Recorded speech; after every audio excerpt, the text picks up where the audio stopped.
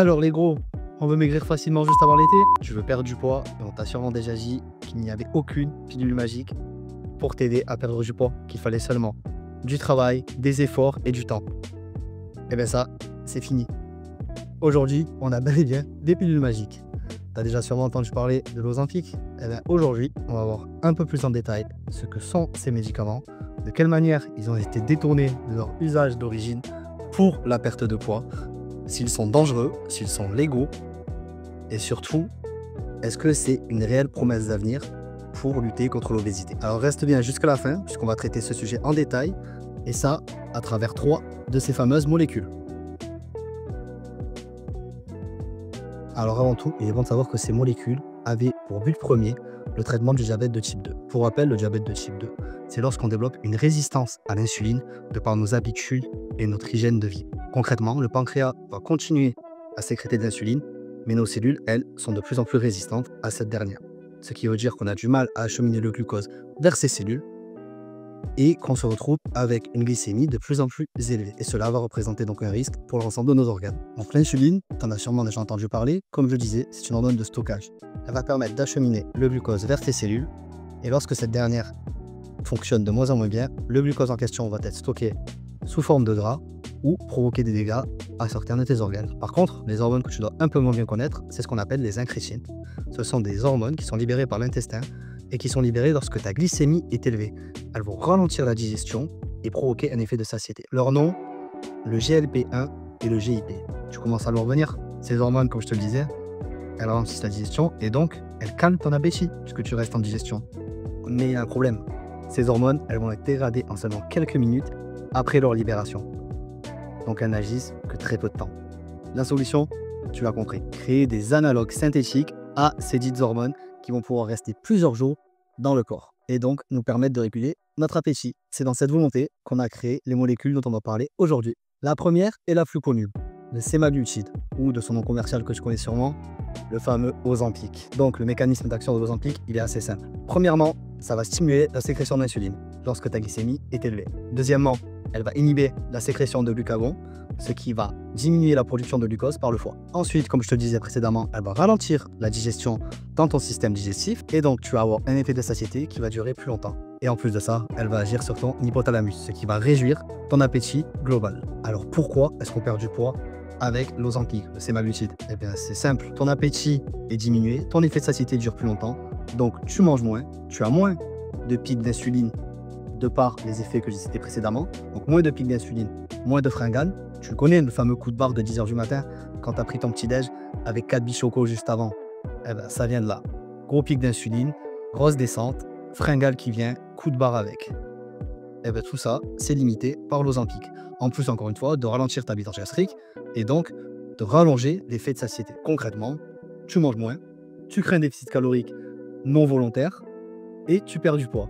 Donc l'Ozempic ne va pas agir comme un brûleur de graisse comme pourraient le faire certaines molécules. Donc on note une diminution corporelle en moyenne de 10 à 15%. C'est pas mal énorme quand même. Mais ça s'accompagne de certains effets secondaires. Et parmi ces effets secondaires, on retrouve notamment la nausée, la diarrhée, c'est pas sexy, une fatigue digestive et, dans des cas plus rares, potentiellement une pancréatite. Ça c'est pour l'Ozempic. Je t'ai sûrement pas appris grand chose, mais je pense que c'était important de commencer par la plus connue et par celle qui nous a mis le pied à l'étrier. Donc la seconde molécule, un peu moins connue, mais qui commence quand même à faire parler d'elle, le tirzépatide, ou de son nom commercial, le Mounjaro. Tu te souviens, un peu plus tôt dans la vidéo, je t'ai parlé des hormones incrétines libérées par l'intestin, qui justement agissent sur la satiété, et donc ces mécanismes-là qu'on voulait répéter, mais de manière synthétique. L'Ozempic, lui, agit sur une des 2 hormones que j'ai citées précédemment, le GLP-1. Mais là, le tirzépatide vient faire mieux, c'est qu'il agit également sur cette hormone, mais c'est un double agoniste, c'est-à-dire qu'il va agir également sur le GIP en plus du GLP-1, donc sur 2 hormones, sur 2 billets d'action. Concrètement, à la place d'appuyer sur un seul bouton comme le ferait l'Ozempic, le tirzépatide, lui, vient appuyer sur 2 boutons en même temps. Donc qu'est-ce que va apporter le GIP en plus du GLP-1? Eh bien le GIP, toujours sécrété par l'intestin, pour rappel, il va améliorer la sensibilité à l'insuline, augmenter la stimulation de cette dernière, mais également agir sur la gestion des lipides. Donc concrètement, tu vas améliorer ta sensibilité à l'insuline et en plus, tu vas métaboliser mieux les lipides que tu vas consommer. Donc tu l'auras compris, deux mécanismes d'action, la molécule est plus puissante. Mais pourquoi exactement? Premièrement, elle agit sur une partie du cerveau différente du GLP-1. Donc ça veut dire qu'on va agir sur deux parties du cerveau différentes à la fois. On va avoir une meilleure sensibilité à l'insuline, donc une meilleure gestion du glucose, moins de stockage de ce dernier. Donc le glucose en question, lui, va être mieux géré comme je le disais, et donc va être redistribué vers les cellules qui en ont besoin, comme les cellules musculaires par exemple, sous forme de glycogène. Et je pense que comme moi, vous préférez avoir les muscles pleins de glycogène que le corps plein de fat. Et en plus de ça, il semblerait avoir un effet amplifié sur la combustion des graisses. Donc en termes de résultats, ça donne quoi? On est sur une perte de poids moyenne de 22,5%, donc bien plus élevé qu'avec le sémaglutide. Mais n'oublions pas, ces molécules sont également accompagnées d'effets secondaires. Donc pour le tirzépatide, on est sur des effets secondaires similaires à l'Ozempic, beaucoup plus puissants dans certains des cas. C'est pour ça qu'on conseille une montée progressive de la dose. Pour rappel, cette vidéo n'est pas faite pour vous inciter à consommer ces molécules, seulement pour en apprendre davantage à leur propos. Donc la dernière molécule, on a vu le sémaglutide, on a vu le tirzépatide, qui est donc un double agoniste, puisqu'il agit sur deux mécanismes différents. Et bien cette fois, on passe au roi. On passe au rétatrutide, le triple agoniste. Un super saiyan 3 si vous voulez. Lui, il va agir sur trois boutons différents, sur trois mécanismes d'action différents. Et donc vous vous en doutez, certainement la plus puissante de ces molécules. Donc le rétatrutide, qui n'a pas de nom commercial, puisque c'est une molécule qui est encore en phase d'essai. Elle n'est pas encore sortie sur le marché, puisqu'elle n'a pas encore validé toutes les phases de test, malgré le fait que certains l'utilisent. Donc ce que ça veut dire, c'est qu'on n'a absolument aucun effet de ces effets à terme. Mais pour revenir à son mécanisme d'action, donc comme je le disais, triple agoniste. Ça veut dire quoi? Et bien là, on va parler d'action sur le premier bouton, vous vous souvenez?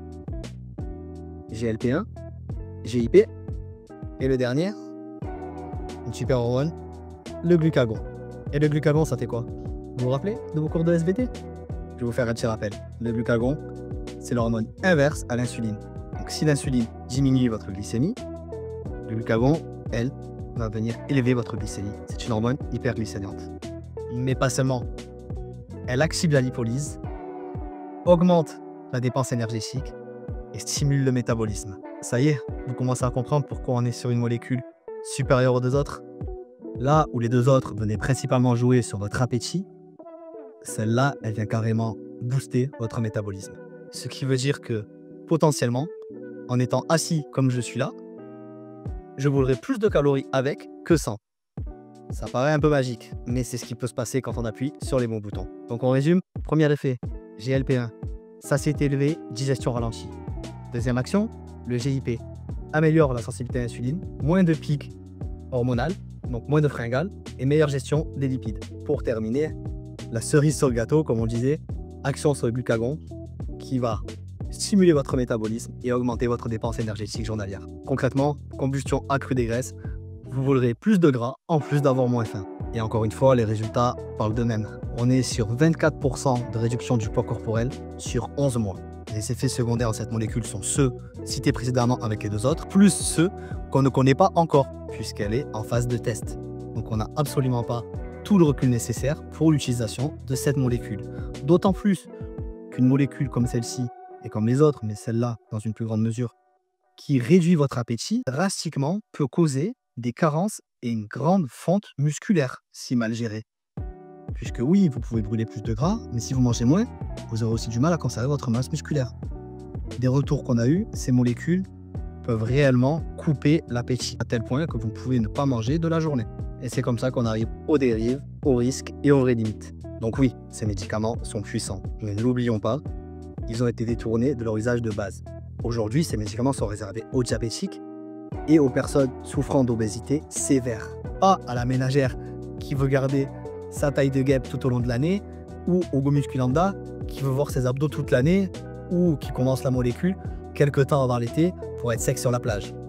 C'est pas fait pour ça. Je préfère préciser parce que je vous vois venir. Qui dit médicament, dit malade, ne l'oublions pas. Donc l'utilisation en dehors de ce cadre est actuellement proscrite, interdite, illégale. Et je parle même pas de la dernière molécule qui est le rétatrutide, puisque elle, son utilisation est interdite, peu importe votre contexte. Elle n'est d'ailleurs pas censée être trouvable sur le marché. Quoi qu'il en soit, parmi les effets potentiels qu'on relève avec ces molécules, le premier, c'est l'effet rebond. Et oui, ces molécules, comme on l'a dit, leur principal mécanisme d'action, c'est de vous couper la faim, littéralement. Mais lorsque vous allez arrêter cette molécule, à moins que vous pensez vous médicamenter à vie, mais là, c'est un autre problème, votre faim va revenir et certainement de manière plus accrue. Donc, si vous n'avez jamais eu la discipline nécessaire ou l'organisation nécessaire pour tenir et mettre en place un régime ou en tout cas une hygiène alimentaire cadrée, vous allez reprendre tout le poids que vous avez pris et peut-être même plus. Ces médicaments, encore une fois, sont faits pour des diabétiques et des personnes en obésité sévère. Donc, des personnes qui auraient du mal à mettre le pied à l'étrier, à se lancer. Des personnes qui sont dans un cas presque désespéré. Ça leur permettrait de changer de vie. Des personnes qui ne peuvent plus se déplacer pour la plupart, donc qui ne peuvent pas faire d'activité physique pour accompagner leur perte de poids. Ensuite, comme je le disais précédemment, on note également des carences et une perte accrue de la masse musculaire. Alors l'ego muscu, la masse musculaire si durement gagnée, pas certain que vous vouliez la perdre beaucoup plus rapidement que ce que vous l'avez gagnée. Donc faites attention. On n'oublie pas, body building. Il y a building dans le nom. Le but, c'est de construire. Si vous ne mangez pas, vous n'allez rien construire. Et enfin, le dernier point que je pense assez important pour citer, un risque de dépendance psychologique. Puisque, comme je le disais plus tôt, il faudra bien arrêter, à moins que vous ne déclenchiez une dépendance à ce produit par peur de reprendre du poids. Donc pour conclure, oui, ces médicaments sont puissants. Ce sont de puissants outils qui peuvent être très bénéfiques dans certains cas, mais à prendre avec du recul. Comme tout outil, il faut savoir l'utiliser intelligemment. J'aime le rappeler, on adapte un outil à l'homme. On n'adapte pas l'homme à l'outil. Ces produits ne sont pas magiques. Ils s'expliquent par la science comme on a pu le voir et ils s'intègrent dans un suivi et un plan stratégique global, comme par exemple pour des personnes en obésité sévère qui n'ont pas la possibilité de faire beaucoup d'exercices, voire pas du tout, et qui sont suivis par des professionnels de la santé. Oui, des professionnels de la santé, pas vous, les apprentis chimistes sur TikTok. On vous voit. Donc si ce que tu cherches, c'est une option rapide et facile, c'est peut-être pas le bon chemin à suivre. Donc voilà, c'est tout pour cette vidéo. Si ça vous a plu, mettez-le en commentaire. N'hésitez pas à mettre en commentaire d'autres sujets que vous aimeriez voir traités en vidéo. N'oubliez pas de lâcher un like. Je vous mets également mes réseaux en description pour ceux qui voudraient en voir un petit peu plus. Moi, je vous laisse ici et je vous dis à la prochaine.